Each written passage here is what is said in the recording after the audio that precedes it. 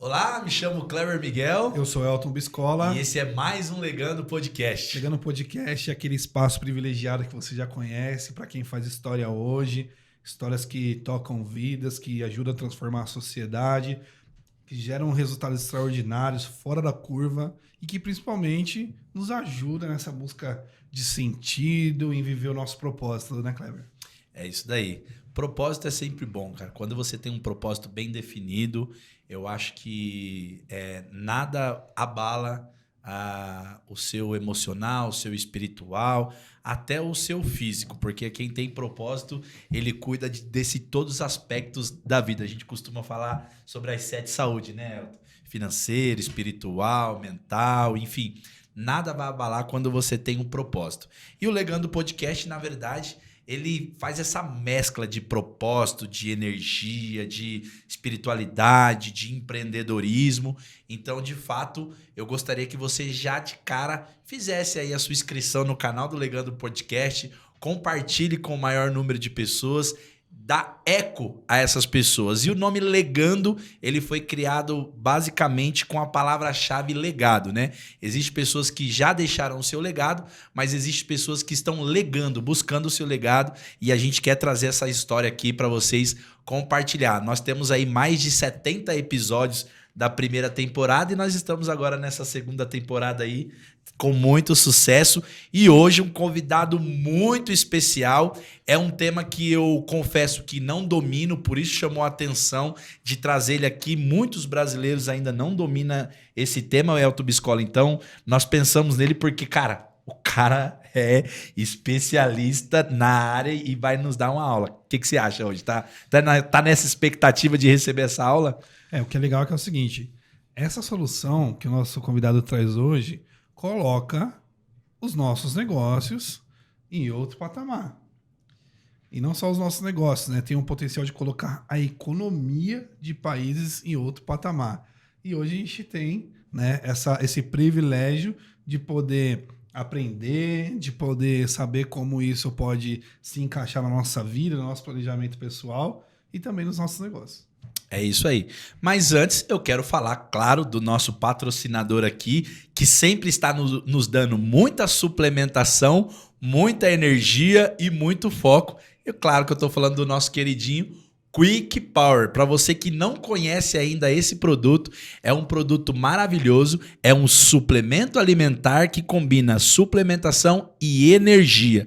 É isso mesmo, ele tem 12 tipos de vitaminas e minerais, sem dizer que ele te dá aquela energia, aquele foco diário, e tem uma nanotecnologia diferenciada que é chamada de Time Release.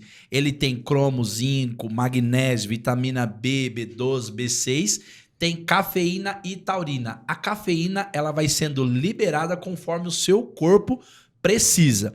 E aí você fala assim, Kleber, como que eu faço para comprar o Quick Power? Você pode comprar o Quick Power através do site www.quickpower.com.br. Mas, Kleber, hoje eu sou um afiliado, eu sou um distribuidor. Eu posso também me associar à marca para distribuir, vender o produto? Eu posso me afiliar ao produto e ter comissionamento com isso? Pode sim. Também entra lá no site, entra nas redes sociais, o Quick Power oficial, manda lá um direct. Eu tenho certeza que eles terão prazer aí de receber você de braços abertos. É ou não é, querido Escola? Sem efeito colateral, sem rebote que os energéticos trazem, sem medo nenhum de utilizar, porque ele traz uma energia sustentada, é rápido o efeito, mas é sustentado, não tem pico e é um produto que tem muita ciência, tem muita tecnologia. O produto foi desenvolvido no laboratório da Universidade de São Paulo, tem as melhores avaliações da Anvisa e a gente tem o prazer de apresentar para vocês, porque a gente sabe o quanto pode te ajudar no seu desempenho, na sua performance do dia a dia. É isso aí. E o nosso convidado já experimentou o Quick Power e nós vamos deixar ele falar se realmente fez sentido o Quick Power na vida e no dia a dia dele. E nós estamos aqui sem mais delongas, sem mais demora. Eu sei que você está ansioso aí para saber, rapaz, que inovação é essa? O que esse cara está fazendo no global de trazer para a economia, ajudar e quem é ele? Gustavo, seja muito bem-vindo ao Legando Podcast, meu irmão. Obrigado, Kleber. Obrigado, Elton, pelo convite. Um prazer estar aqui, poder contribuir um pouco e atingir a sua expectativa aí que você trouxe. Né? É isso aí. Gustavo, o nosso público é um público muito curioso no sentido de, antes de conhecer quem que é um empreendedor, quem que é o empresário do Gustavo, a galera quer saber quem é o Gustavo, onde ele nasceu, de onde ele veio, se ele é casado. Conta pra gente quem que é o Gustavo. Excelente, bora. Então, sou Gustavo Ciúves, né? Eu tenho 41 anos. Moro atualmente em São Paulo, mas sou mineiro. Nasci lá, nasci em Belo Horizonte. Estou aqui há pouco tempo, há cerca de 5 anos. Tenho aproximadamente 25 anos de relacionamento com a minha esposa, né? A gente está desde muito novinho juntos. A gente tem 3 joias, né? 3 filhos, né? 2 meninas e um menino. E hoje eu sou um empresário desse mundo das fintechs, né? Da tecnologia, enfim. Mais ou menos essa é um pouco da minha história. Legal. E parece que essa combinação de 3 filhos nos persegue, né, Biscola? Cara, nós temos diversos convidados que passou por aqui e perguntam quantos filhos tem? Não, eu tenho 3, eu tenho 3, tenho 3, tenho 3. Cara, esse número de 3 filhos nos persegue. O Elton Biscola tem 3 filhos e eu também tenho 3 filhos. Famílias numerosas. Tenham filhos. Tenham filhos, é isso daí. Vamos quebrar as barreiras do 3. Exatamente. Tem que arrumar problema para prosperar. Tem que arrumar um problema para prosperar. É fácil? Não. É muito difícil, mas é por isso que nos faz crescer, né? Exatamente. É isso daí. Exatamente. Você disse que veio de Belo Horizonte para São Paulo. Como é que foi essa adaptação de chegar na cidade de São Paulo? Essa cidade que o pessoal chama de cidade de pedra e de cidade da oportunidade. Sim. De fato, aconteceu meio inesperadamente, apesar de eu ter uma vontade, né, de morar em São Paulo, né? Antes de vir para cá, eu tinha passado uma temporada em Vancouver, morando lá com a minha família, né? Na época eu só tinha uma filha. E aí acabamos voltando, porque a minha filha mais velha não adaptou. Senti muita falta da família, saudade da rotininha que ela tinha, enfim. Achei que ia ser o menor dos problemas e foi o maior dos problemas, né? E aí entendemos, eu e minha esposa, que aquele projeto era meu e dela e não era da nossa filha. Voltei para Belo Horizonte. Na verdade, eu voltei para a empresa que eu estava antes de sair. E aconteceu de um amigo que começou a jornada comigo nessa empresa há cerca de 10, 15 anos atrás, assumiu como CEO e falou, cara, preciso de um cara comercial como você, só que aqui em São Paulo, você topa? Eu falei, cara, sempre quis trabalhar contigo, voltar a trabalhar contigo diretamente, né? É um cara que sempre me inspirou, né? Ele foi fundador aí de grandes empresas, enfim. E eu vim. E aí vim com a cara e com a coragem, assim, passei 3 meses me adaptando sozinho, e depois trouxe a família. Legal. Só que aí logo depois, né, quando a família chegou, o que veio junto? Covid. Nossa. E aí foi a história que todo mundo já sabe, né? Mas para mim foi mais divertido, porque quando iniciou o Covid, eu fiquei sabendo da gravidez da minha segunda filha. E aí foi um momento ainda mais interessante, né? Vivi uma fase dessa, né, com a gravidez ali, né? E a expectativa, né? E não poder sair. No home. Tava no home, uma loucura trabalhar de casa, né? Enfim. Mas foi essa adaptação. Na prática, a gente se adaptou mesmo quando acabou o Covid, né? E aí a gente saiu, a gente morava aqui perto, né, de onde a gente está, né? Perto do estádio do Palmeiras. E a gente foi mudar lá para Alphaville. Que também foi outra adaptação, né? Que é outra jornada, outra vida, uma vida que você fica mais reservado, né? Se você quiser, você tem pouco contato por morar em casa, né? Enfim. Mas hoje, graças a Deus, a gente não tem nem agenda mais para tanto compromisso. Que bom. E como que foi a sua trajetória, vamos dizer assim, corporativa? Você vem de berço de empreendedores, você passou pela jornada da CLT, as empresas. Se você tinha um sonho de ter alguma profissão, conta mais um pouquinho sobre essa jornada profissional inicial quando você começou. Tá. Na verdade, eu acho que o meu sonho era talvez o de vocês também, né? De ser jogador de futebol, né? Claro. Aí fui frustrado. Os frustrados. E os quase, né? Não, cara, eu quase fui. Porque isso, os quase tem de morte. O meu também foi quase. Eu acho que eu tive uma etapa muito rápida, assim, de ter sonho de ser jogador de futebol. Mas eu fui fazer até escolinha, cara, não teve jeito não. Você tinha 2 pernas esquerdas.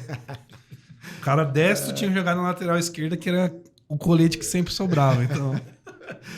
Mas era época boa, né? Decisões, bom, né? Época boa. Mas eu pensei em ser jogador de futebol, depois queria ser médico, mas aí por dinâmica da vida eu não poderia, né, ir para uma escola de medicina porque eu precisava trabalhar já nessa idade, né?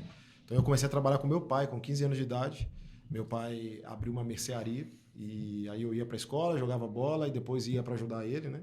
Então, sempre vi, né, a necessidade do trabalho, né, para enriquecer, não financeiramente, né, mas a gente como experiência e como principal escola para aprender a respeitar as pessoas, né? E na mercearia do meu pai, acho que ele fala que não gostaria de ter me dado essa experiência, mas eu falo com ele que foi a melhor experiência que eu poderia ter tido, porque foi aonde eu aprendi a lidar com qualquer tipo de pessoa, né? Então, eu atendia rico, eu atendia classe média, eu atendia pobre e, cara, sempre fui amigo de todo mundo, né? Uhum. Então, fiquei lá com meu pai até uns 18 anos, aí passei na faculdade. E aí eu olhei para ele e falei, pai, não dá para ficar aqui não, né? Porque eu preciso pagar a faculdade e tal. Ele falou, procura emprego então. E aí eu achei no jornal, na época eu procurava emprego no jornal, né? Sim. Uma vaga lá de vendedor de consórcio. Na época o consórcio, nem lembro o ano preciso aqui, mas que teve uma crise no Brasil de consórcio, várias empresas deram um golpe, quebraram, enfim. E era consórcio nacional Volkswagen, direto da fábrica. Eu falei, vou lá, vou ver o que é. E entrei, passei no processo, fui. Montei uma mesinha fora da mercearia do meu pai no sábado e no domingo e comecei a vender para os clientes dele. E aí me tornei... fiquei só 3 meses no consórcio, porque meu pai adoeceu, eu tive que voltar para a mercearia dele. Mas eu me tornei o melhor vendedor da equipe, né, de Minas, porque eu saí vendendo para os amigos do meu pai lá da mercearia, porque eu fiz relacionamento com eles, né? E aí a galera queria ajudar. E aí, então foi super legal, assim. Aí logo depois eu entrei para o mundo eu quis ser vendedor, né? Eu tenho um irmão mais velho que começou nessa jornada. E aí eu gostava, via ele ganhando bem, né? Para a idade que ele tinha, enfim. Falei, acho que eu quero isso para minha vida. E aí ele me ajudou, eu entrei numa distribuidora. E aí daí que veio um contato, né, com essa história de produtos alimentícios, industrializados, distribuição.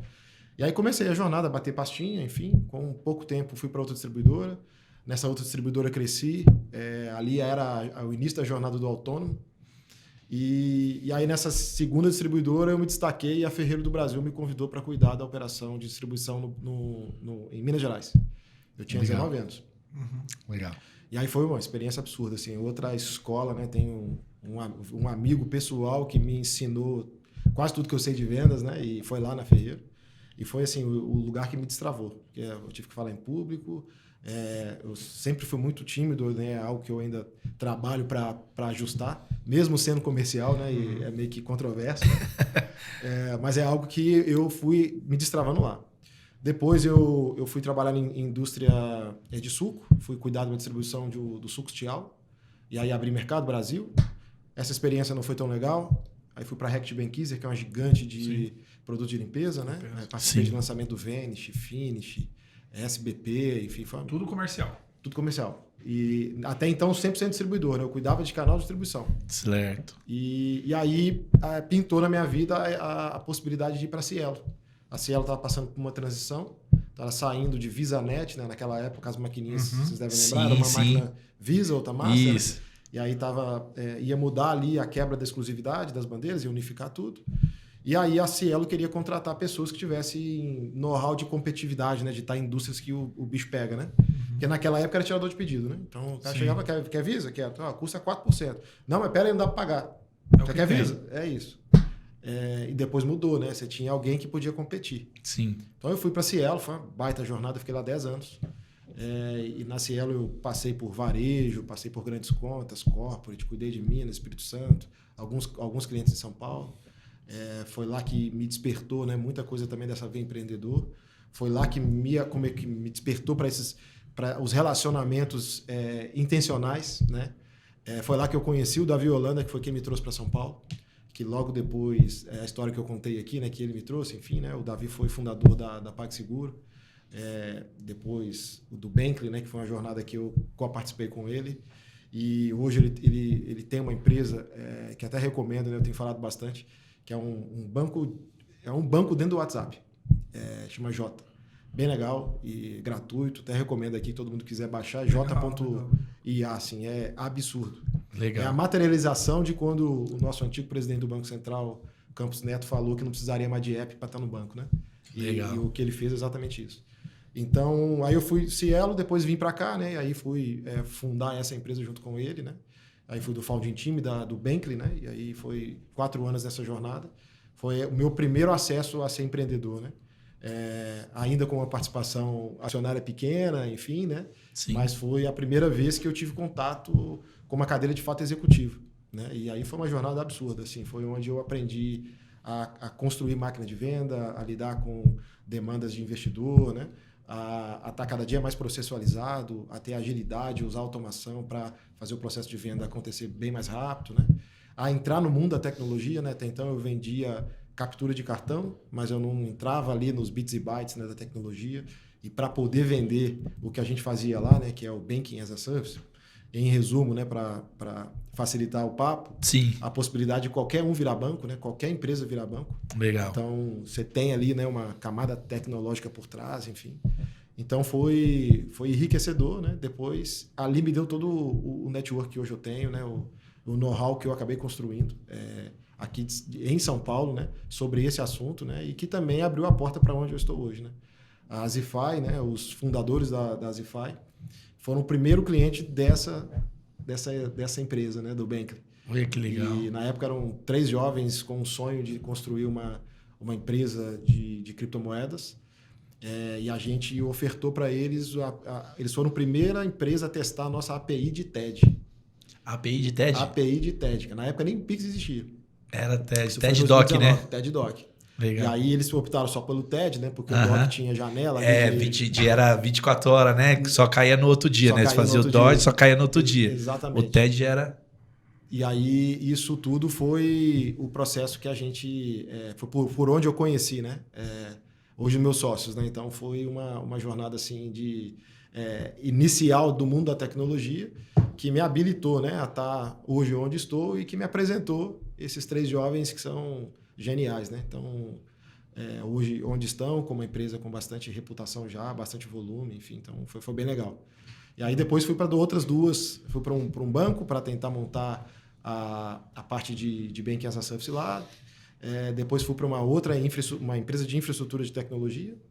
E agora estou aqui na Zify, né, nesse início de projeto, destravando possibilidades para o mercado tradicional entrar no mundo do blockchain, do banking e também do investimento. Olha só que legal, Kleber. Eu queria aproveitar, falar do Gustavo e trazer o insight aqui, porque uma boa parte da nossa audiência são jovens, né? Sim. O pessoal que está decidindo o que fazer, o que estudar, o que buscar. E às vezes a gente percebe que tem uma pressão na juventude dos dias de hoje o cara acabou de deixar de ser criança, tem que tomar a decisão de adulto. Exato. E às vezes acha que a decisão que ele vai tomar do curso que vai fazer, das vagas de emprego que vai olhar, tem a impressão que vai ser algo definitivo. Né? Então, poxa, que legal, você está falando da sua jornada, que veio de uma operação extremamente simples, que é de uma mercearia. Não é fácil, mas é mais simples. É operacional, né? É operacional. Até blockchain.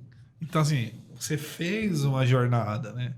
E o que é legal falar para esse pessoal? Calma, não precisa de ansiedade, não precisa ser imediatista. Os resultados, eles vêm com o investimento de energia, com o investimento de tempo, com a humildade de saber aprender. E a nossa vocação para a vida, o chamado que nós recebemos, que a gente gosta muito de falar aqui sobre vocação, né? Sim.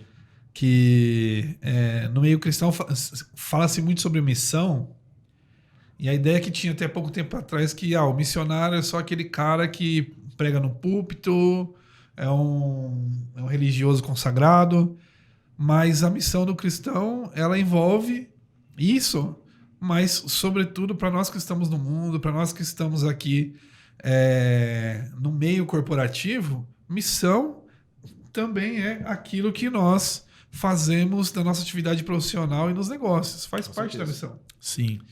E quando nós falamos de vocação, a vocação de uma pessoa ela não se apresenta assim, olha, recebi o manual de instruções, vai ser isso, isso e isso. As oportunidades vão aparecendo, a vida vai nos convocando. Nós vamos percebendo que, assim, tem um exercício que eu acho legal, Gustavo, que me ensinaram uma vez. Se não eu, quem? Se não agora, quando? E aí, quando você responde, se não eu quem? Cara, ninguém, sou eu que tenho que dar essa resposta. Se não agora, quando? Cara, tem que ser agora porque é agora que é a oportunidade. Sim. É porque você está diante do seu chamado, você está diante da sua vocação e vai, né? Então, além de todo esse background técnico, né, de tudo que você passou, né, dessa jornada que vocês podem acompanhar aqui, a gente vai aprofundar alguns pontos. A gente pode perceber isso, né, na carreira de um profissional bem-sucedido, sobretudo quando a gente fala de Brasil, né? Sim. Que a gente vai construindo um avião voando. Alguns outros países, o cara faz 17, 18 anos, vai para uma baita universidade, o cara sai com uma formação extremamente sólida e vai fazer uma carreira nichada. Não é muito a nossa realidade. A gente tem que ir construindo. Você começou com 15, eu comecei com 13, começou com 13 também, né? Comecei com 12. Com 12, comércio de bairro, e aí você extrai algo do comércio de bairro. Se você extrai e consegue dar passos, você já se diferencia da massa, aí aparece uma oportunidade ali de média estrutura dentro de uma empresa, vamos dizer assim. Uhum. Aí você cai para dentro, você toma porrada, você tem que aprender, você tem que ser humilde, e aí vai fazendo os passos, né, que Sim. você está apresentando aqui. Extraordinário, cara. O primeiro contato, na verdade, que eu tive foi com 9 anos, mas porque o meu pai não tinha com quem me deixar. Ele era dono de Ele começou, na verdade, com uma mercearia, né, que ele vendia pão, leite, arroz, café. Ele era um dos poucos que vendia isso na região, então sentia um movimento muito grande. E aí o meu tio fez ele dar uma pivotada para boteco, para bar. E aí eu com 9 anos já atendia a galera lá, porque assim, meu pai não tinha com quem me deixar. Aí às vezes a polícia chegava lá, meu senhor, esse menino atrás do balcão, ele falou, ou ele tá aqui comigo ou ele tá na rua se perdendo aí nas drogas. Então, o ambiente que a gente mora aqui, cara, ou é trabalhador ou é traficante. O que você prefere que meu filho vira? Aí o pessoal, não, beleza e tal, cuidado, tem, criança e tal, no ambiente que você tá. E aí eu falo de 12 anos, é o que começa a minha jornada, porque 12 anos, meu pai fecha o comércio e aí eu vou pegar aquela experiência que eu vi meu pai passando ali e vou começar a trabalhar para os outros. Aí eu fui trabalhar no supermercado, trabalhei de servente de pedreiro e assim começa. Então, a juventude de hoje, com essa questão da tecnologia, das informações aceleradas, que antes a galera, para receber uma informação, era através de carta, demorava 2, 3 meses para chegar uma informação. Hoje não. Hoje está acontecendo uma guerra do outro lado do mundo que você ficou sabendo na mesma hora que a bomba estava caindo, você já está sabendo que a bomba está caindo. Em tempo real. Então, em tempo real tudo. Então, o excesso de informação faz com que essa juventude fique cada vez mais acelerada e queira queimar etapa, queira queimar o processo.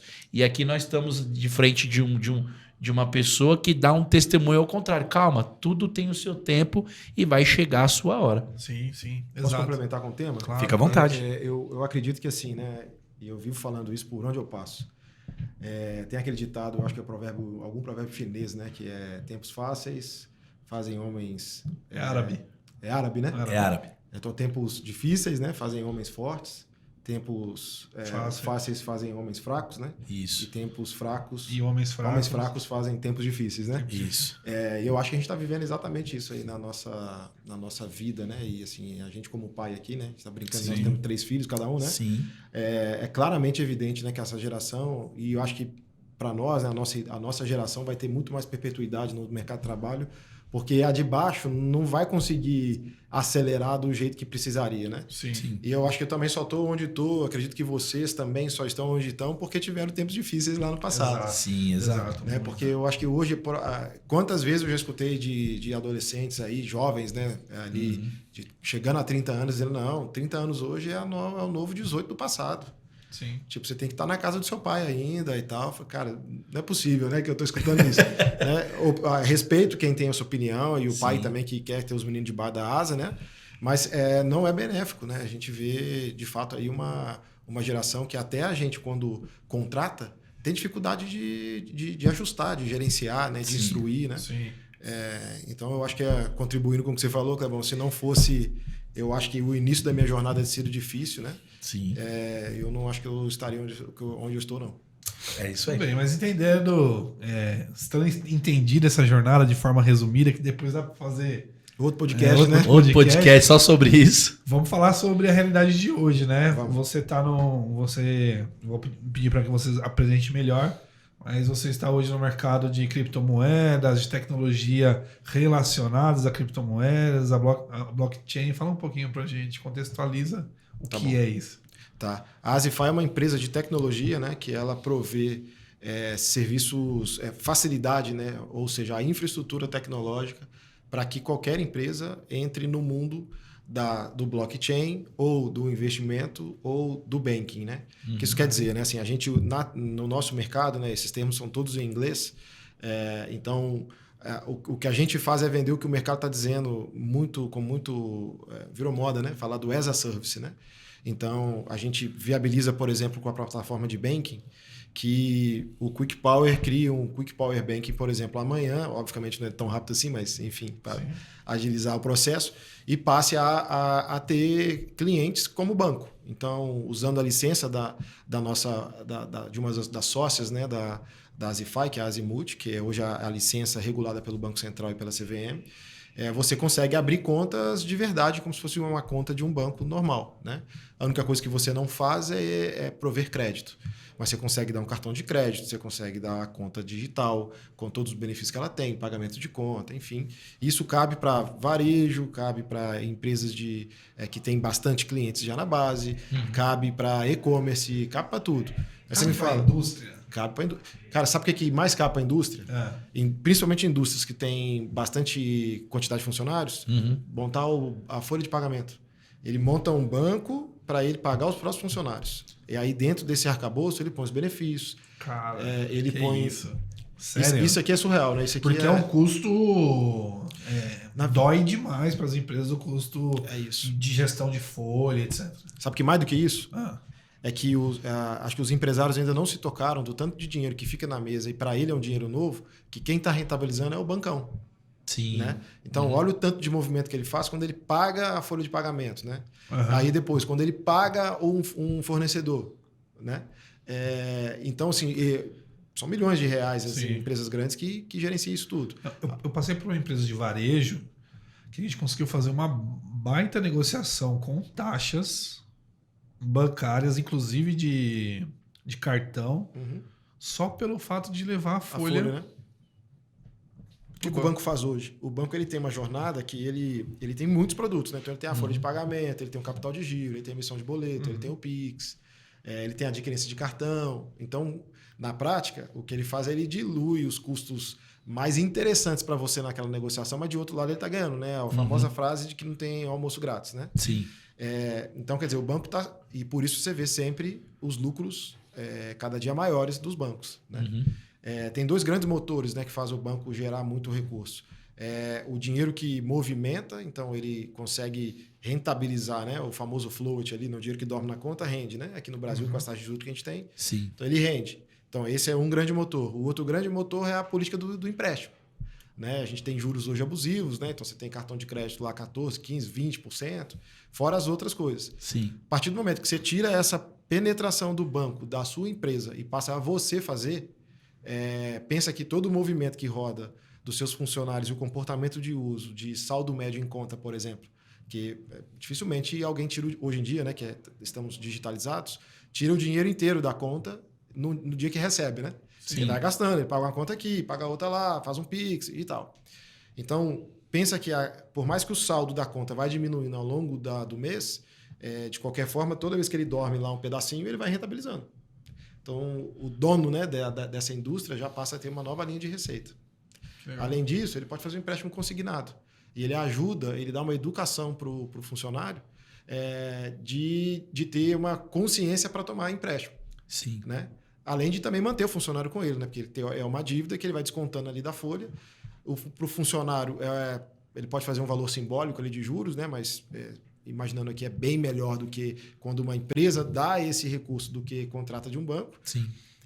E para o funcionário vai ficar felizaço. Pô, eu vou conseguir, estou pagando um valor que é justo, né? e é outra linha de receita ali para o empresário, por exemplo. Que legal. Legal. Aí ele põe o cartão benefício, né? Os que a gente tem aqui, vale alimentação, refeição. Ele Sim. pode criar o dele também. Aham. E aí ele ganha em cima de cada transação que é feita no cartão. Vou fazer outra pergunta em relação a segmento. Eu entendo que tudo isso que você falou da indústria também é aplicável para todas os segmentos, Qualquer um. talvez. E Qualquer para um. o segmento logístico? Mesma coisa. Tem alguma coisa específica assim para transporte, armazenagem, logística? Eu ia falar mais pensando na jornada do caminhoneiro lá, né? Aham. Sim. Tem um estudo aí que fala que o caminhoneiro, em média, movimenta acho que 40 mil por mês, né? De diesel, pagamento Sim. das coisas que ele precisa durante a viagem, enfim. Pensa, 40 mil reais sendo movimentado por caminhoneiro que você tem dentro do seu banco. Seu banco. Então, dificilmente você vai ter um banco hoje no Brasil que tem um ticket médio de movimentação de 40 mil reais.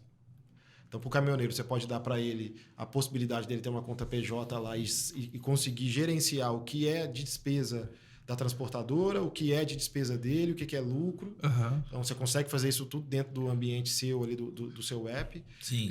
Você consegue dar um cartão para poder fazer o pagamento de frete. Sim. Eu cheguei a desenvolver um com um cliente, acabou não indo para frente, mas que era um cartão que ele tinha...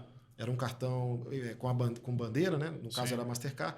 E ele tinha as antenas do Sem Parar dentro dele. Então o caminhoneiro, quando passava no pedágio, ele só levantava e debitava da conta ali. Já era... Cara, isso é extraordinário, porque assim, uma das questões de desafio em operações de transportes é o controle desse custo. Sim, total. E aí eu já vi até gente fazendo esforço para manter o motorista com aquele carro específico para monitorar isso, que você acaba perdendo a eficiência, né? Porque às vezes você pode fazer esse revezamento. E quando veio aquela polêmica do Pix, olha que informação interessante ele falou, até para de proteção futura, que a gente não sabe.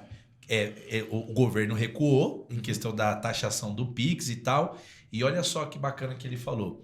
O motorista, muitas das vezes, ele recebe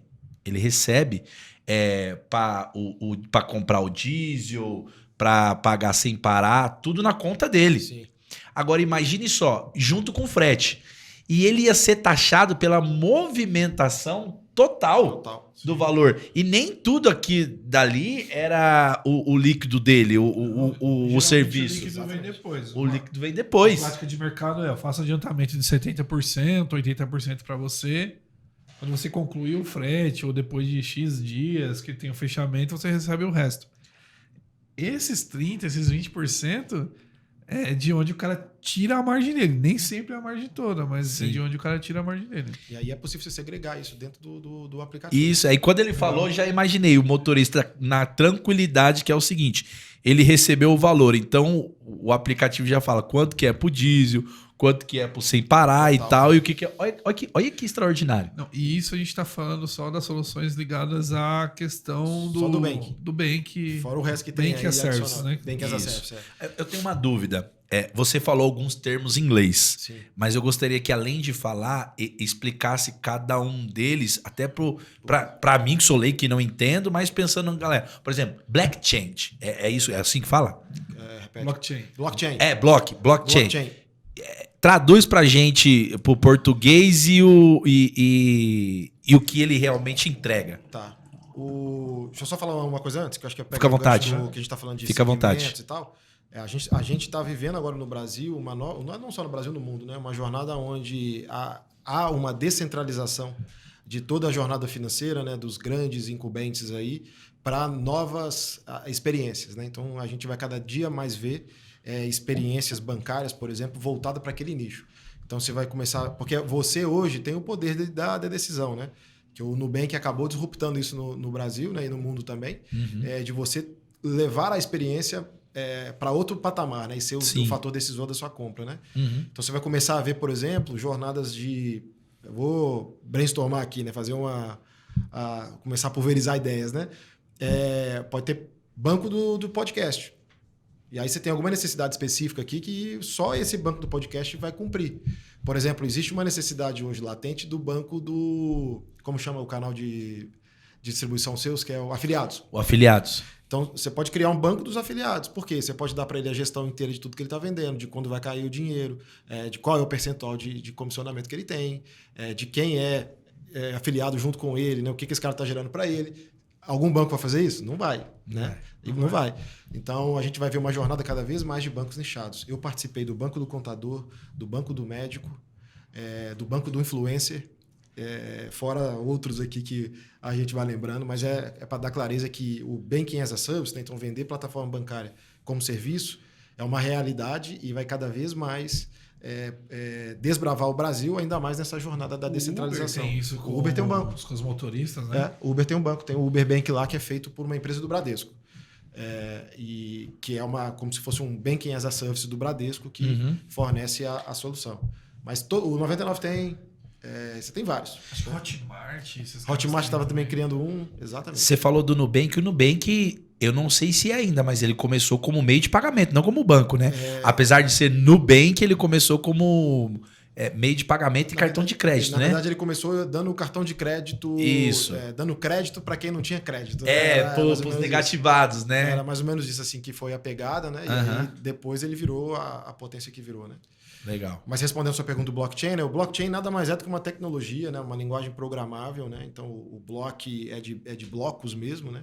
E o chain como se fosse um canal de bloco de programação, que é descentralizado, né? Que isso significa, né? Você não está na mão de absolutamente nada.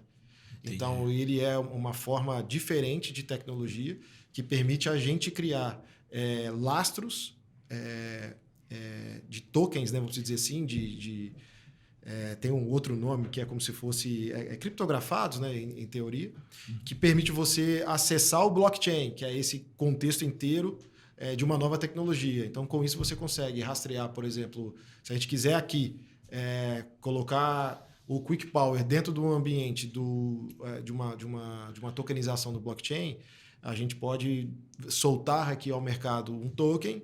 Galera, Quick Power agora tem um token, custa R$100. E toda a receita que o produto tiver, a gente compartilha com quem tem o token, por exemplo. É uma forma também de captar recursos, né? Legal. Mas, basicamente, o que tornou ele muito famoso, né, foi, de fato, as criptomoedas, principalmente com o Bitcoin. Eu não sei se eu posso dizer isso, mas para tentar simplificar mais ainda, e até comentar. Cara, isso não é insimplificável, assim, na minha... Já que é verdade. Mas o que é legal é que, assim, qual que é a provocação? Cara, blockchain não dá para simplificar muito. Qual que é a provocação? Estude, busque, Sim. Vai, porque, assim, começou a dominar os primeiros conceitos, poxa, porque é uma quebra de paradigma. Total. Não é assim, pegamos aqui essa realidade e replicamos. Não, é uma realidade nova. Então, eu acho que o grande insight aqui pra galera cara, quer conhecer criptomoeda, blockchain, é bom, tem muito benefício, possibilidade de, enfim, N possibilidades. Sim. Estude, se desenvolva, porque assim, eu ainda não dei esse passo, mas eu me sinto muito confortável em dizer isso para a nossa audiência, porque pessoas muito próximas deram esse passo e eu vejo quais são os resultados. Agora, se eu pudesse dar um exemplo esdrúxulo aqui, eu queria que você me corrigisse, existe um sistema financeiro que é o que a gente conhece. Tem um banco central lá, tem um mercado trocando dinheiro e valores aqui, e esse mercado financeiro tem as vias por onde passa esse dinheiro. Perfeito. O blockchain é uma coisa, é um outro sistema desse. Tem uma outra lógica, tem outras vias. O dinheiro, que seria o dinheiro, que é a criptomoeda, tem um outro valor, assim, dimensionamento de valor, mas é como se fosse isso, como se você tivesse uma nova economia, uma outra economia, só que é uma economia baseada mais em dados, né? Baseada em tecnologia. 100% digital, né? 100% digital. 100% digital e descentralizado, né? Então você não tem ninguém que controla. né? Então, por exemplo, né, hoje muita gente usa criptomoeda e stablecoins, né, que são duas coisas um pouco diferentes. Eu posso explicar aqui se vocês quiserem. Uhum. Então, a criptomoeda, por exemplo, dando exemplos, né, tem o Bitcoin, você tem o Ethereum, que é o outro famoso, e tem várias outras, né? Tem uma pancada. Uhum. Mas ela não tem nenhum lastro. Vou dar um exemplo fácil agora, hein?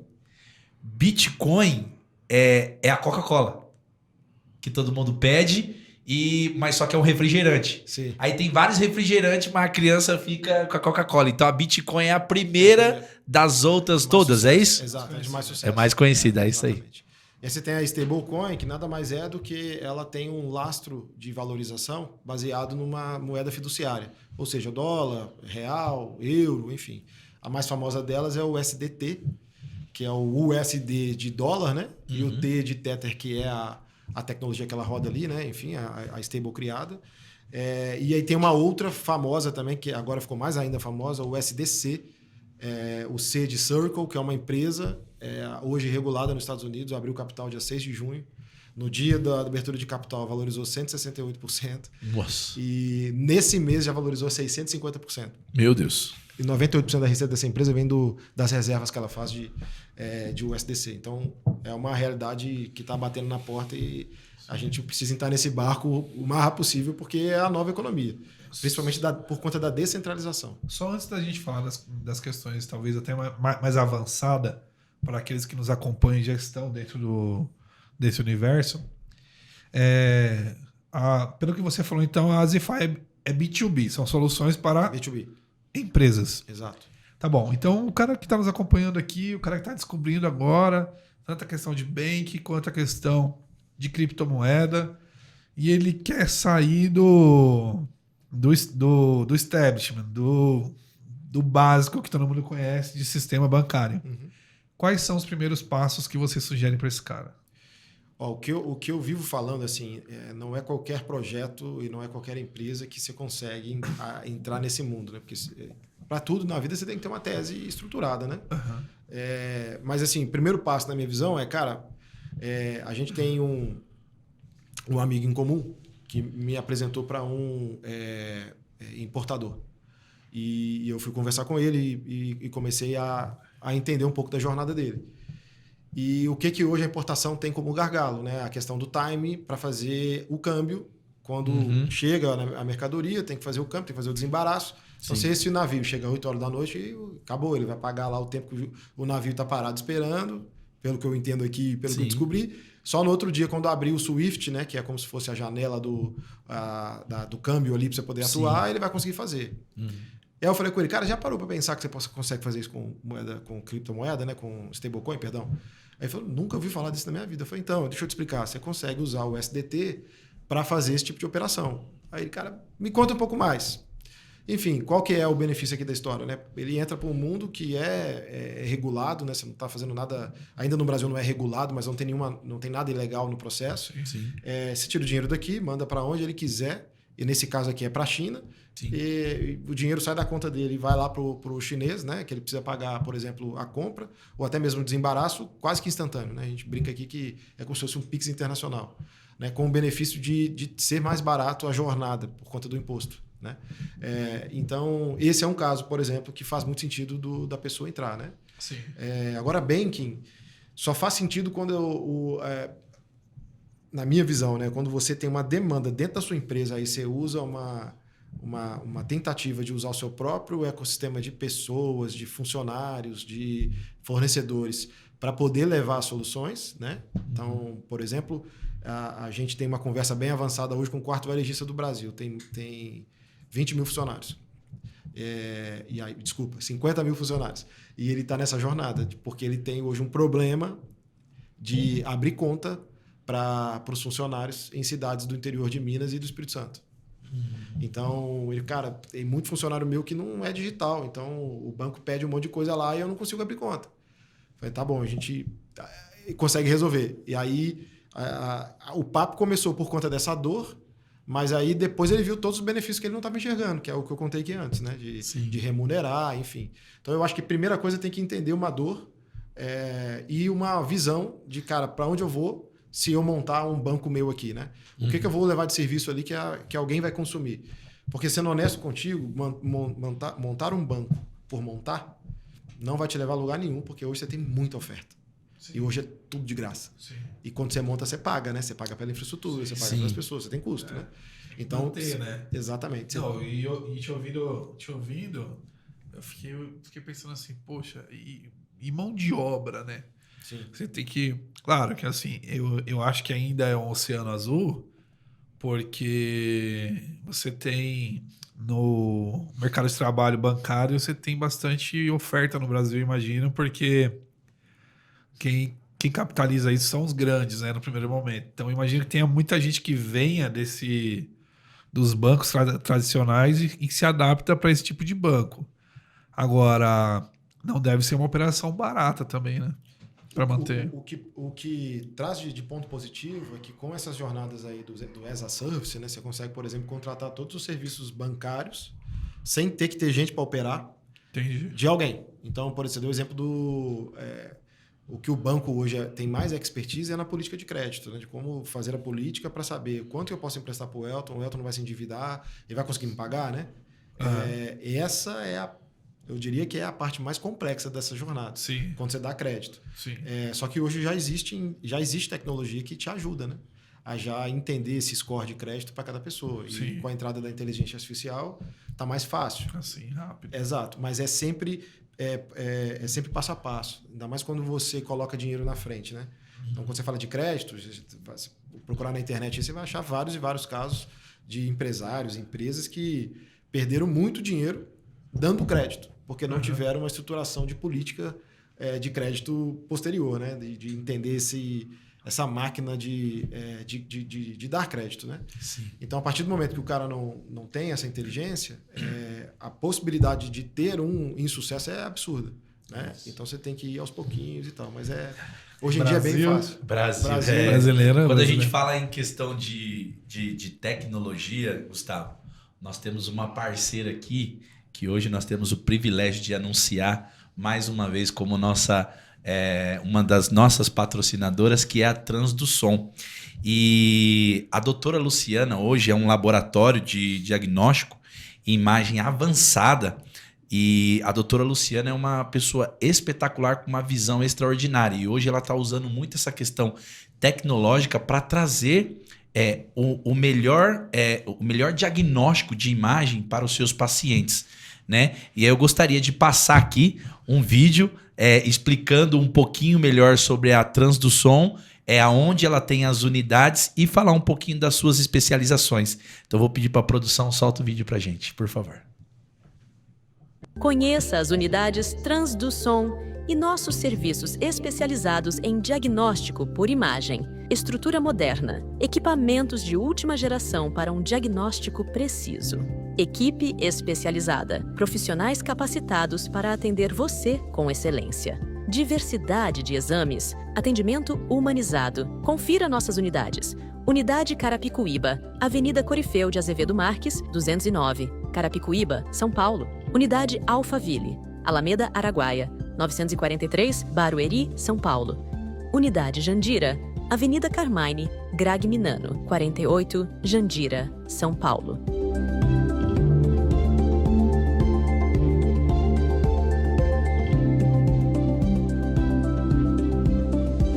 É isso aí. E a doutora Luciana, ela foi uma visionária, porque a cidade de Carapicuíba é uma cidade muito carente, apesar de ter hoje quase... dizem que tem 400, né, Elton? Mas a gente que vive lá, eu acho que já tá beirando uns 600 mil habitantes, já contei, né? Uns 500 mil.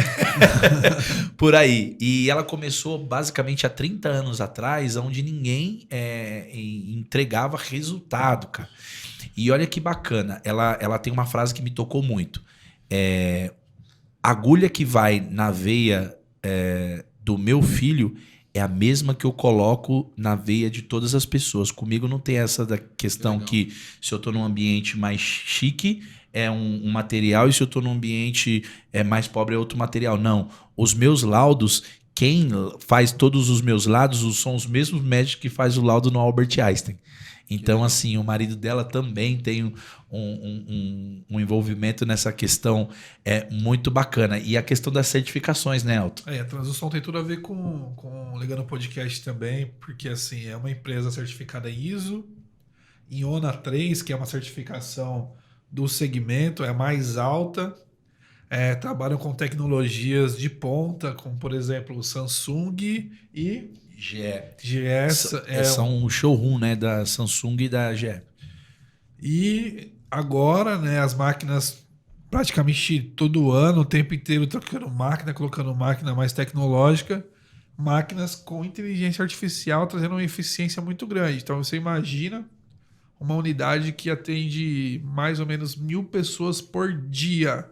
Nossa. Né? Então, essa questão da tecnologia para você ganhar eficiência, tanto no que se diz respeito à qualidade do diagnóstico, né?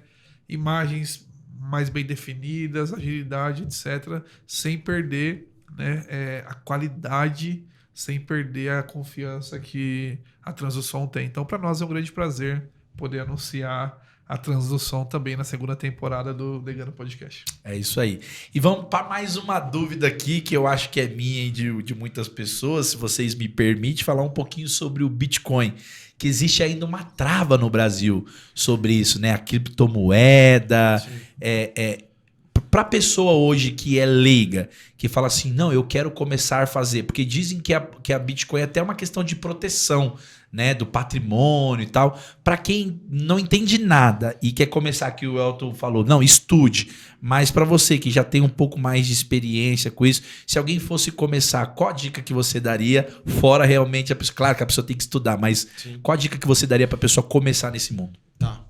Primeiro, assim, o Bitcoin acabou tendo, né, um risco na imagem dele aqui no Brasil, porque a gente teve várias pirâmides, né, que usaram a falsa promessa, né, na compra do Bitcoin aí no Brasil, né? E então isso acabou atrapalhando muito, né, a jornada do produto em si, né, dessa moeda em si. Mas quando a gente olha, né, os dados do Bitcoin, e aí eu vou trazer alguns aqui, a moeda brasileira, né, o real, desde a sua existência, né, desvalorizou 87%, né? Então, eu lembro aqui que com R$1 eu comprava um Kinder Ovo, quando iniciou lá o plano real, né? Exato. E hoje em dia, esquece, né? No mínimo, R$10 um Kinder Ovo. E em contrapartida, quando você olha o Bitcoin, desde a sua existência, né? A gente está falando de uma valorização de mais de 100%, 100.000%. 100.000%. Então, assim, é uma coisa... O real é para baixo, né? E todas as moedas fiduciárias, né? Acontece isso. Por exemplo, o dólar desvalorizou mais de 25% só no Covid. Então você tem uma diferença absurda de valorização. Do Bitcoin agora? Agora, a última vez que eu olhei hoje estava $107 mil. $107 mil. $107.510. O cara que fez a aquisição há 10 anos atrás já tinha, né? Já existia. O cara centavos, né? Teve gente que comprou em centavos. Centavos. Eu posso dar meu caso.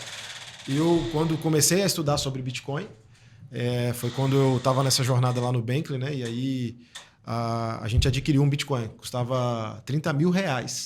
Hoje, né, fazendo a conversão aqui, a gente está falando de quase R$600 mil. A gente está falando aí de 4 para 5 anos.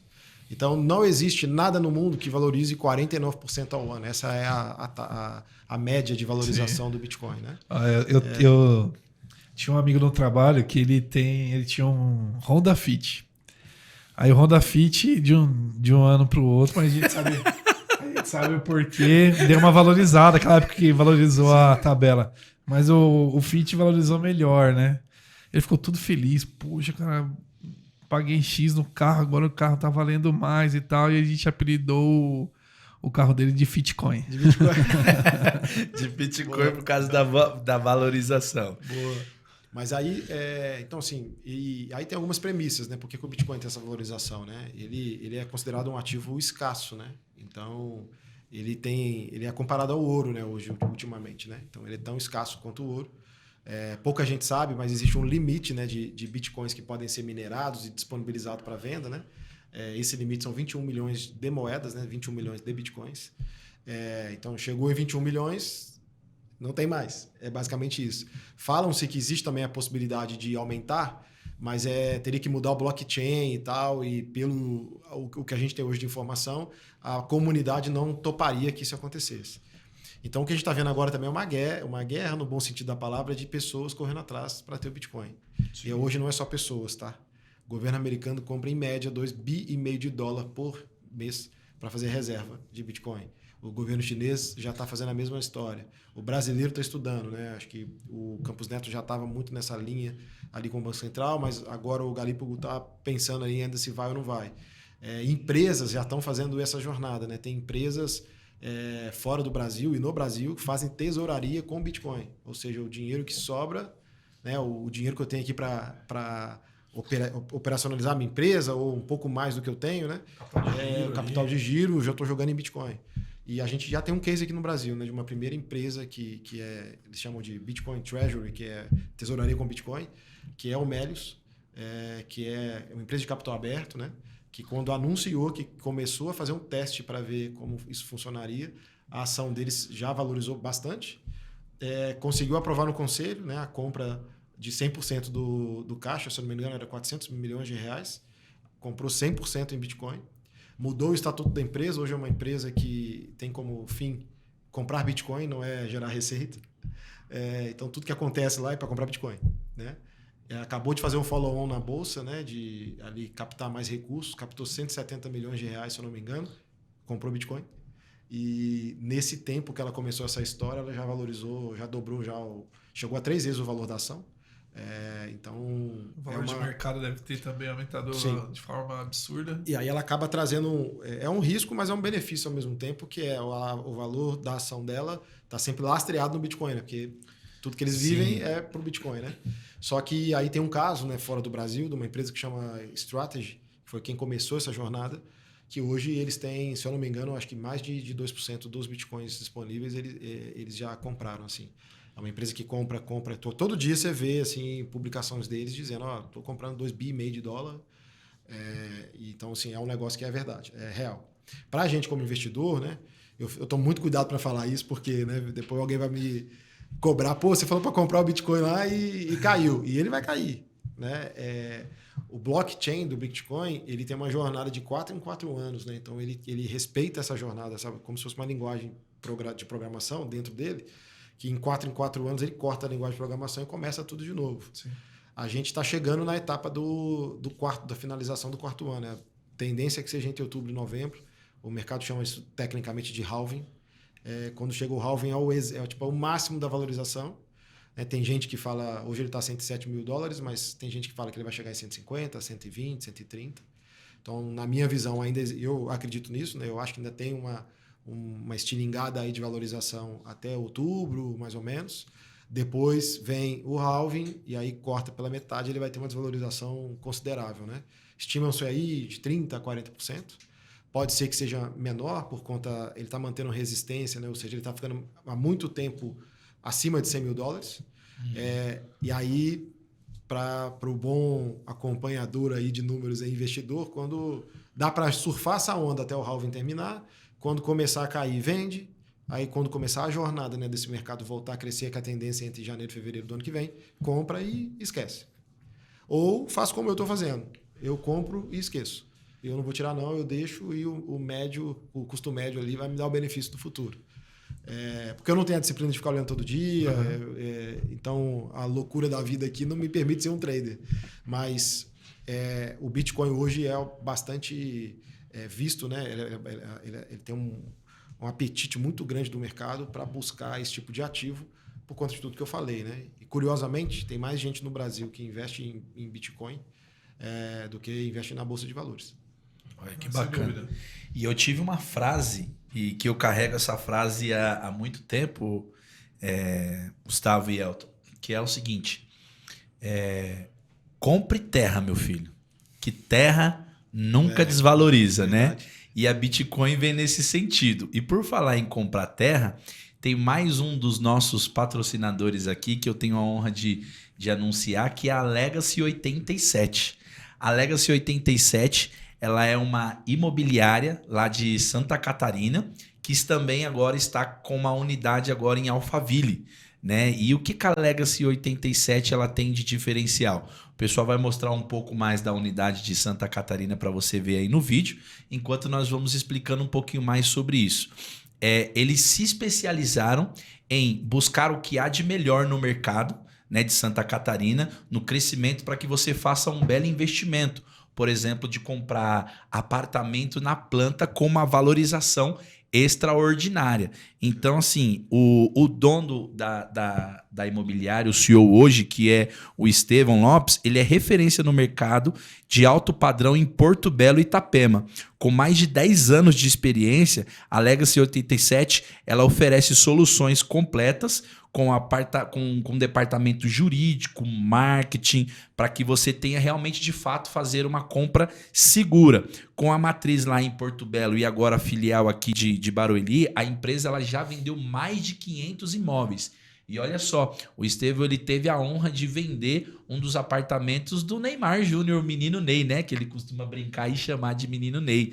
Então ele tem uma visibilidade, as pessoas procuram ele porque ele tem uma expertise mesmo de fazer o dinheiro render através dessa compra de valorização. Você compra o produto diretamente na planta, onde ele falou que tem uma valorização de até 75%, ou seja, a gente fazendo um cálculo aqui de um apartamento de 1.300.000 que o pessoal faz o investimento, na entrega ele vai estar valendo aproximadamente entre 3,5 milhões a 3,7 milhões.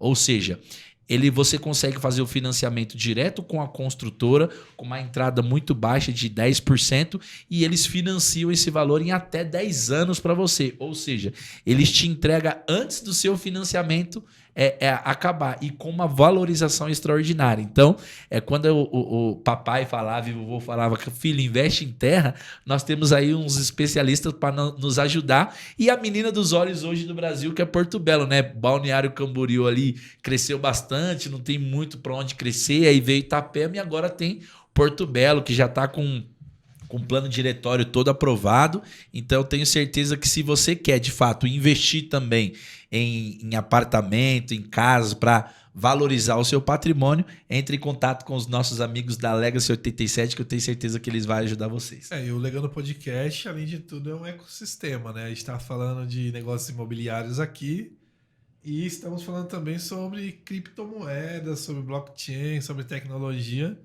E nos bastidores nós estávamos conversando ali o quanto que, além do que é convencional nos negócios imobiliários, agora tem as oportunidades de tokenização, fala um pouco mais pra gente aí, Gustavo. Tá. A tokenização eu acho que é algo bem relevante, né, e que pode mudar de patamar, né, essa indústria, né, que é basicamente, ao invés de você vender um apartamento, por exemplo, para o Elton pode comprar junto com o Kleber e cada um tem um token naquele apartamento. Daqui a 3 anos Kleber, eu não quero ser sócio seu, mas esse apartamento não, eu vou vender. Você não precisa passar por todo aquele processo de cartório, enfim, e você consegue passar para alguém com a valorização que você quis. E esse novo sócio do Kleber está ali tranquilo e ele tem ali a consciência de estar com o apartamento legalizado e registrado, né? Então, cara, negocia o token de criptomoeda. Ele negocia o token dentro do blockchain. Uhum. Ele pode pagar, por exemplo, com criptomoeda. Entendi. Né? Hoje, inclusive, isso é uma notícia de que o governo americano está autorizando o financiamento de imóveis nos Estados Unidos pagando com criptomoeda, né? Com Bitcoin especificamente. Então, já é um bom posicionamento, né, de como o mundo, né, está indo para um caminho de fato aceitar a criptomoeda como uma outra moeda. E você acha que, num cenário hipotético aqui pensando, você acha que no futuro a gente caminha para ser só um sistema como de blockchain, 100% digital, ou esse convencional nunca vai morrer? Aí eu acho que é muito difícil, né, de você ter aí uma substituição total, né, do dinheiro de cada moeda fiduciária de cada país, né? Uhum. Mas eu acho que, por exemplo, a possibilidade de tornar isso global vai ser muito mais fácil, né? Então, a gente tem visto, né, as atualizações desse mercado, né? Antigamente, você ia para fora do Brasil, você levava dinheiro em espécie, né? Cash mesmo, impresso, né? Sim. Hoje em dia, você abre uma conta global, transfere o dinheiro para lá chega lá com o cartão e usa, né? Isso. O que tem acontecido agora com essa nova realidade é que você não precisa mais comprar dólar, nem euro, nem qualquer outra moeda, Libra, enfim. Você compra stablecoin e usa num cartão lá fora. Então, você tem a proteção ali pela tarifa do dólar que você comprou, né? Você pode também usar como até uma possibilidade de investimento, né? Porque se o dólar aumentar, ele vai aumentar também. Se o dólar cair, ele vai cair também. Então, não é como conta global. Comprei, converti, tá ali, aquilo lá e acabou, né? Então, você tem esses benefícios. Então, a tendência é que você tenha um acesso ao mundo muito mais fácil, né? Para usar as coisas, usando o blockchain, especificamente as stablecoins e as criptomoedas. Né? Sim, aí eu volto lá pro tempo que não existia dinheiro, né, amigo? As pessoas trocavam através de animais, trocavam através de serviço, e isso ainda funciona em alguns lugares ainda, né? A troca de serviço e a questão do dinheiro e essa evolução. Então, realmente, não sei, é uma dúvida também se vai continuar esse híbrido ou se vai ter essa troca total de lógica, né? Acho difícil, né? Por conta da curva de adoção, né? Acho que dificilmente a gente vai ver outra curva de adoção tão rápida de algo tecnológico como o Pix. Né? Acho que o Pix também estava no lugar certo, na hora certa, porque veio o Covid, precisou digitalizar o dinheiro, né? Precisou pagar a bolsa, precisou fazer os desbancarizados terem acesso ao banco, né? Hoje a gente já não tem mais desbancarizados no Brasil, né? A gente sempre falou disso a vida inteira, né? Hoje não tem, hoje você tem um subbancarizado, né? Que é o cara que tem a conta, mas não usa. Ele só recebe o dinheiro lá, depois vai lá e saca do dinheiro, né? Saca o dinheiro no caixa e ainda gosta de usar cash. Que é uma realidade, por exemplo, no Norte e no Nordeste. Não sei se vocês sabem, lá ainda, mais de 50% do dinheiro que roda lá é dinheiro físico. Que não é a nossa realidade aqui, né? Eu devo ter uns 5 anos que eu não ando com R$1 dentro da minha carteira. Na verdade, eu não ando nem mais com carteira. Dependendo da situação, você passa até um aperto ali, porque chega no tiozinho do estacionamento ainda que... Mas o Pix matou isso, né? Porque com certeza ele tem um Pix lá para receber. O Pix é verdade. Sim, que não seja dele, seja do filho. Exatamente. Eu passei exatamente por isso. Sim. Agora, uma questão. Pensando no pequeno, que é um pequeno empreendedor, no micro e pequeno, que é a massa que a gente tem no Brasil, né? Milhões. Existe nesse universo aí, dessas soluções todas aí que a gente está conversando, existe algo, sei lá, meio empacotadinho, alguma coisa que seja mais um commodity, né? Disso que você acha que pode até ser algo de escala para ser solução desse pessoal? Eu acho que assim, como a gente está falando de tecnologia, mas a tecnologia, o termo que a gente usa na indústria é o back-end, né? O que está por trás do que você vê na ponta, né? Que é o front-end. Eu acho difícil o pequeno ter condição de conectar muito fácil, porque ele vai depender de alguém para fazer isso para ele. Sim. Então, ele não tem a expertise para conectar, né, essa API, por exemplo, no frente de caixa dele, né? Alguma coisa nesse sentido.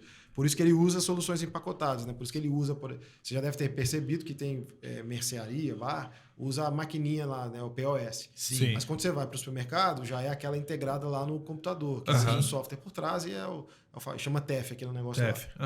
Então, acho que a diferença, essa analogia foi boa, porque você acaba precisando levar um negócio empacotado para o pequeno, né?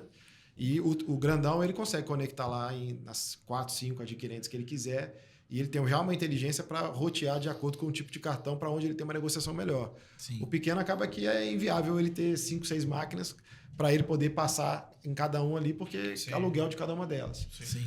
Mas eu acho que existe como viabilizar isso tudo, né? Por exemplo, fazer uma parceria com uma dessas grandes adquirentes, por exemplo, para receber criptomoeda lá na ponta. Né? Essa já é uma realidade dos Estados Unidos. Tem empresas que já ofertam na maquininha. Quero pagar com cartão, lá tem o FedNow, que é como se fosse o nosso Pix, né? Em alguns estados, não em todos. Tem outros métodos de pagamento e tem criptomoeda, Bitcoin. Então você já consegue usar lá e pagar. Eu acho que essa é uma próxima disrupção que o mercado brasileiro vai acabar tendo. Como entrou o Pix, né? Vai entrar o pagamento através da criptomoeda. Hoje você tem um acelerador que faz isso, que tem as bandeiras de cartão, né? Tanto a Visa quanto a Mastercard, elas já aceitam cartões que têm o fundo por trás, sendo Bitcoin ou as stablecoins, por exemplo. Então você já consegue. Hoje no mundo tem cartões emitidos, por exemplo, na China, em Taiwan, em outros lugares, que você só transfere o recurso para lá, o cartão chega aqui e você usa ele como um cartão tradicional. Paga o estabelecimento em real. Sim. Mas na prática eles fazem a conversão e tira, né, do seu saldo de criptomoeda. Então você já tem esse acelerador, mas eu acho que tem espaço para mais coisas. Uma outra dúvida que eu tenho, que eu escutei no mercado, e eu não sei se tem a ver o que eu vou perguntar aqui na questão do governo. Vamos lá. A galera diz que o Bitcoin ele é bom porque o governo não consegue rastrear essa questão de imposto, tudo. Uhum. E aí, se isso for verdade, você acha que é isso que dificulta o governo aqui no Brasil ter essa resistência em legalizar, trazer rápido para dar essa celeridade? Você acha que está linkado a isso? Se é verdade que o Bitcoin ele não consegue dar esse rastro para o governo, e se você acha, se for essa verdade, se você acha que é isso que o governo fica segurando para liberar essas informações para a gente aqui? Na verdade, eu acho que até um pouco de falta de conhecimento do próprio governo, né, sobre esse tema específico, apesar dele estar a passos de regular, né? Sim. Acredito eu que até o final desse ano a gente vai ter uma regulação de criptoativos. Mas, de fato, sim, o governo hoje, por isso que é uma moeda descentralizada, né? Ele não tem ninguém que regule ele ali de alguma forma, né? Por isso que ganhou essa escala também. Porque não paga, principalmente para a nossa realidade brasileira, né? Você tem uma condição de não pagar as tarifas abusivas de impostos que hoje a gente paga. Então, hoje, quando você compra o Bitcoin, é uma transação que vai acontecer, você só vai pagar ali o valor dela e é isso. Né? Não tem nenhuma taxação de imposto. Mas o governo deve fazer algo para ter alguma coisa nesse sentido.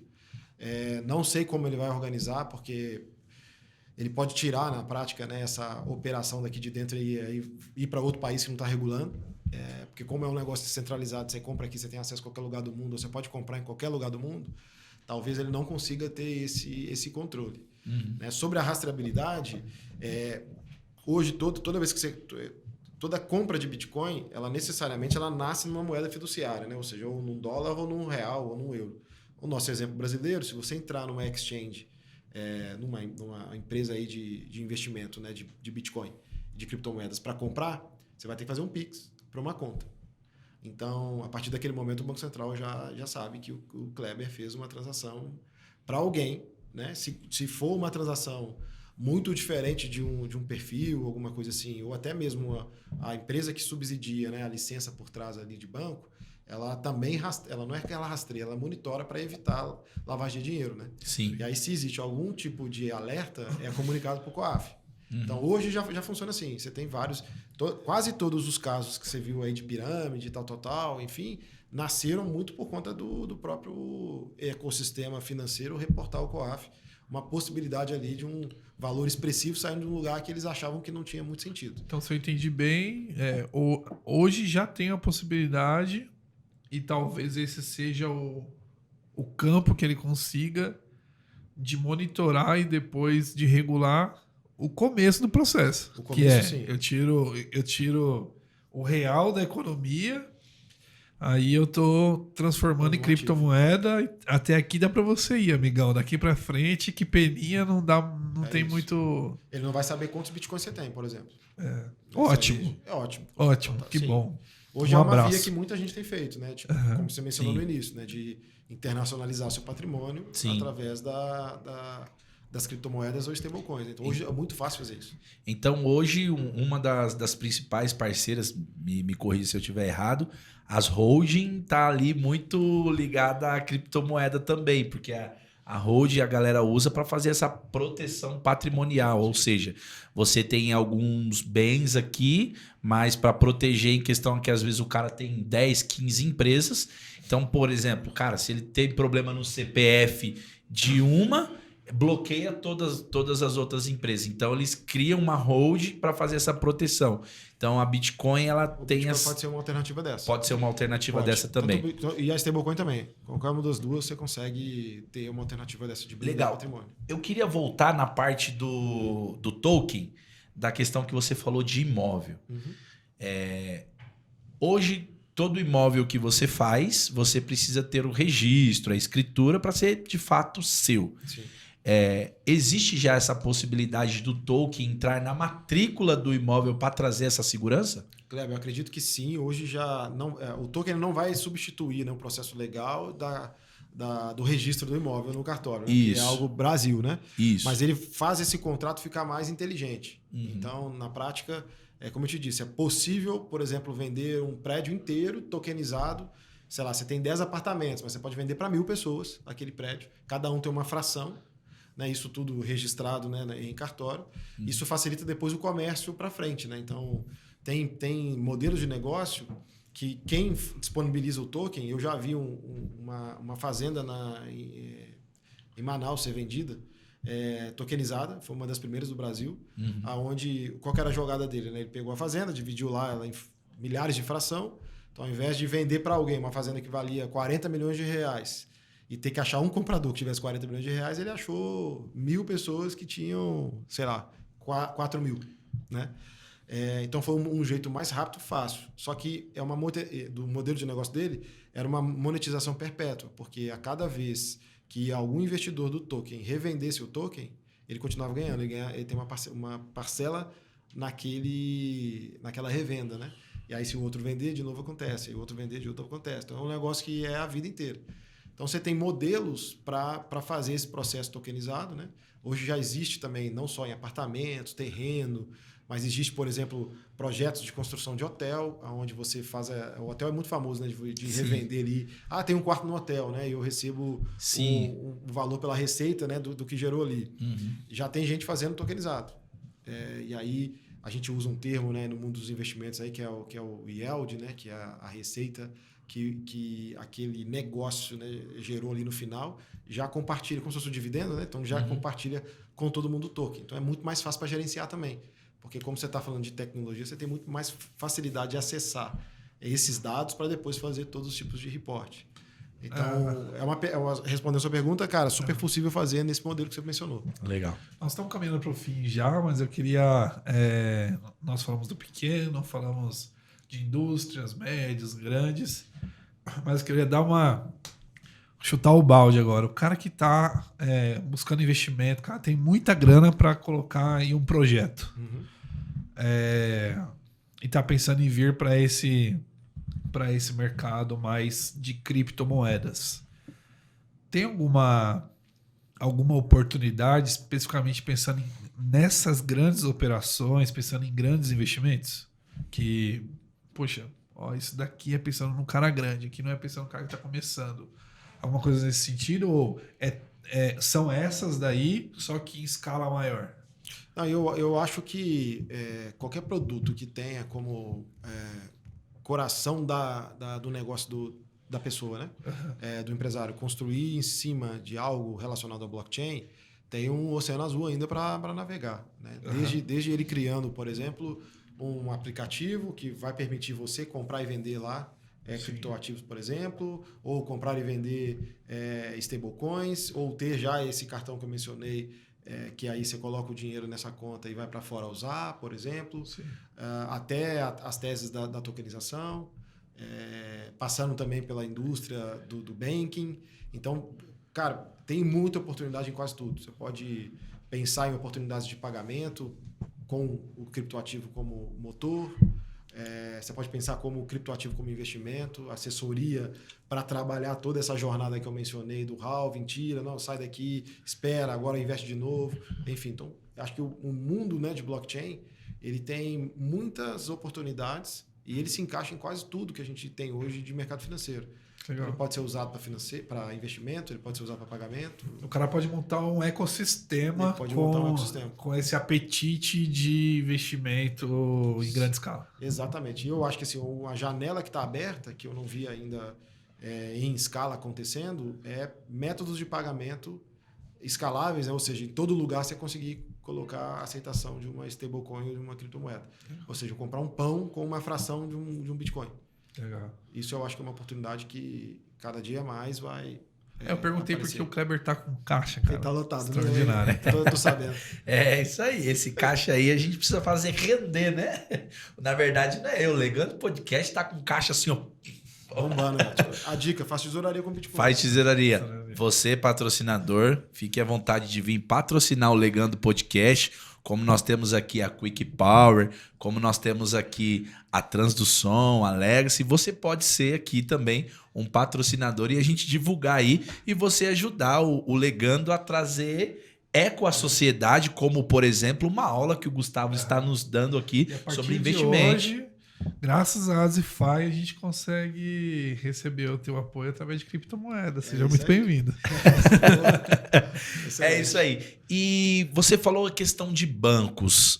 Hoje, a Azify ela já está estruturando bancos para... Eu queria falar um pouco sobre o mundo dos influenciadores, da galera que trabalha em questão de curso. Porque uma das dores que eu converso com essa galera é a questão da administração sobre as plataformas para administrar tudo isso. Uhum. Vocês já têm clientes nesse nicho que já procura para montar banco próprio, para montar plataforma para essa galera? Aonde tem alguém pagando e alguém recebendo, a gente tem um produto para ajudar. Mas hoje eu não tenho nenhum case, né, de influenciador, né? Eu já participei de um grande, mas hoje, por exemplo, aqui, pensando num projeto desse, a gente é capaz de dar o método de pagamento, então o que o mercado chama de gateway de pagamento, né? A possibilidade de você disponibilizar um link para digitar o seu cartão e fazer a compra ali.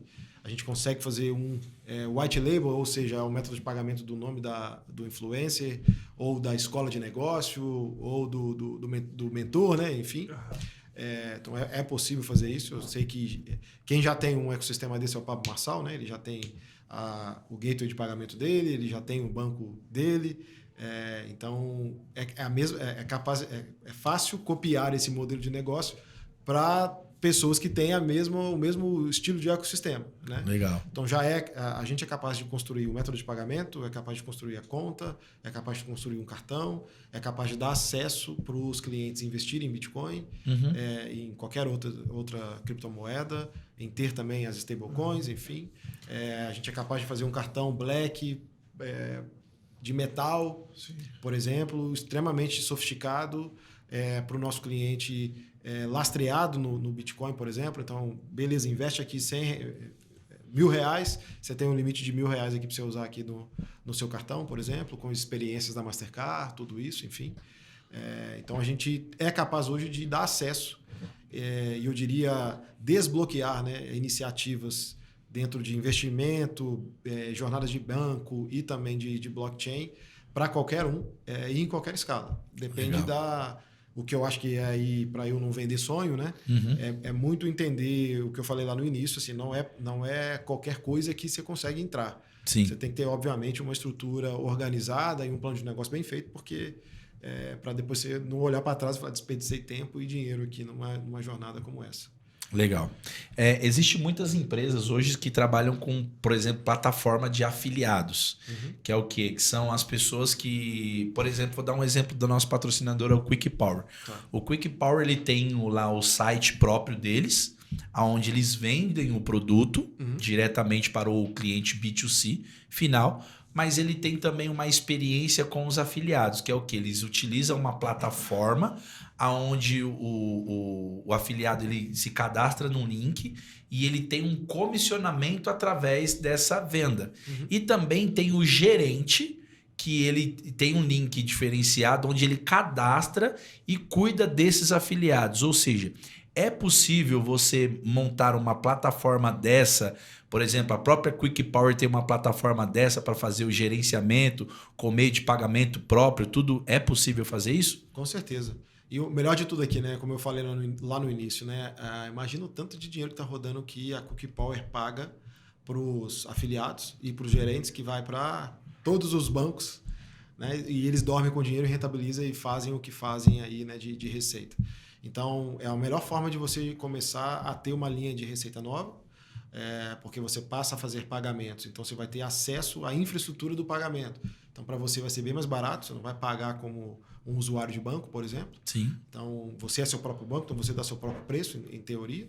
Além de você começar a introduzir jornadas diferentes para esse afiliado. Então, só a Quick Power, por exemplo, sabe a dor que o afiliado tem para algum tipo de situação. Sim. Então, ele consegue adaptar a jornada do banco pautada nessa dor e levar para ele um benefício atrelado. Então, você tem assim, a capacidade de não só fazer os pagamentos das comissões, como também fazer uma melhor gestão de todos esses fluxos financeiros, como também dá para ele, para o afiliado, a possibilidade dele sair com o celular, por exemplo, usar o Tap to Phone, né, que é hoje a possibilidade de paga com um cartão só por aproximar no telefone, como se fosse uma maquininha, e ele vende um pacote de Quick Power, por exemplo, para alguém. Né? Isso tudo dentro do seu ecossistema. A mesma coisa, um próprio distribuidor que a Quick Power pode ter, precisa de um crédito para poder operar e comprar mais. Né? Ou seja, eu quero comprar mais para eu ter um preço mais baixo porque eu vou fazer uma promoção. Beleza, Quick Power monta um fundo, estrutura esse empréstimo, dá o empréstimo lá para o distribuidor, óbvio, pode fazer em cima de algumas garantias, mas ao invés do distribuidor ter que procurar um banco para fazer isso tudo, está dentro do ecossistema. Que legal. Então, Daquele fazer game muita que coisa. você comentou, por exemplo, em relação às holdings, né? Sim. Então é muito comum que dentro de uma hold, uma empresa tenha relação com a outra. Sei lá, você tem uma agência de marketing dentro da hold que atende as outras empresas. Imagina que os pagamentos sejam em criptomoeda. Isso vai abastecer não só a tesouraria, mas o DRE que vai vir depois, o balanço patrimonial. Isso vai abastecer todo o game. E você não tem os entraves que tem o sistema convencional, né? Acho que é uma estratégia legal. Tem que estudar bastante, tem que entender, os tomadores de decisão precisam ter claro quais são os benefícios, quais são os desafios que estão ligados a isso. Mas parece, assim, no primeiro momento, muito, muito benéfico mesmo, cara. Isso. Pode pagar, inclusive, os comissionamentos em Bitcoin. Que legal. Que beleza, hein? Gustavo, cara, foi um prazer ter você aqui no Legando Podcast. Cara, a gente tem muitas dúvidas ainda. A gente poderia, assim, ficar horas e horas, mas tenho certeza que a gente vai ter a oportunidade de, um pouquinho mais para frente aí, ter um segundo encontro para aprofundar um pouquinho mais. Quero agradecer o seu sim, sua agenda muito corrida. Ontem mesmo, quando eu liguei para ele, estava no Rio de Janeiro, fez um bate e volta para estar aqui correndo. Obrigado pelo seu sim. E eu gostaria que você deixasse aí as considerações finais. Fique à vontade para deixar os contatos da empresa. Quem quiser fazer negócio com a empresa, procurar, site, enfim, fica à vontade para as considerações finais aí. Tá bom. Primeiro, obrigado pelo espaço. É sempre gostoso falar do que a gente faz, né? Ainda mais com gente legal e que tem toda essa questão do propósito por trás, né? Sim. Fico feliz demais de ter recebido o convite de vocês e honrado, né, por isso, né? Para procurar aí, querer saber um pouco mais, né, sobre o mercado, sobre a Azify, enfim, sobre os nossos produtos, né? Azify, azify.com, né? Eu não falei aqui no início, mas a Azify é uma empresa global, então a gente também atende outros lugares aí do mundo. Se quiser me conectar comigo, né, minha rede social aí é gsilves83, é o meu Instagram, e no LinkedIn, Gustavo Silves. Vocês podem me procurar lá e vai ser um prazer falar com qualquer um. Muito aí. É isso aí. Muito bem. Obrigado, gente. Eu que agradeço o convite. Eu me chamo Kleber Miguel. Eu sou Elton Biscola. E esse foi mais um Legando Podcast. Até o próximo programa, se Deus quiser. Fiquem com Deus.